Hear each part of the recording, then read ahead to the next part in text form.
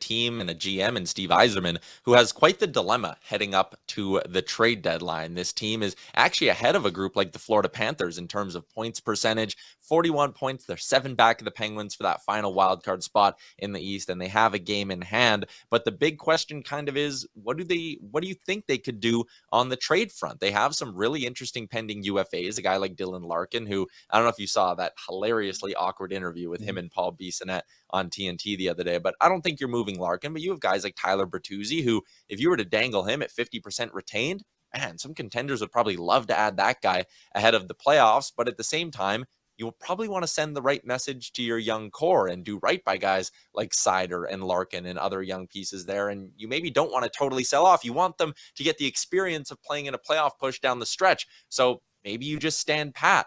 Or do you think it would make sense maybe for the Wings to see if they can add some long-term pieces? If you were in Steve Yzerman's shoes, Stephen Ellis, this is where I'm getting. What would you do at the deadline?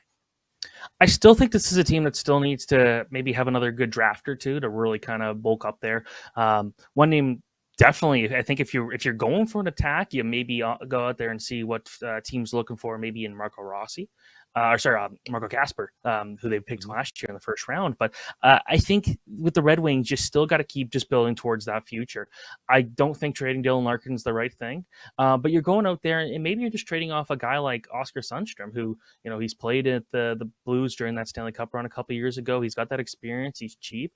Maybe you go out there and you get I don't know what draft pick you maybe get, a second or third, but you just keep accumulating those. So to me, I don't think they're going to have a super aggressive. I don't think going out there and selling off, because this is a big step for the team. I didn't expect the Red Wings to be as kind of this much in the conversation, but I also don't think making the playoffs is great for them either. I think they still should be looking for those picks. So I think that you listen to every offer.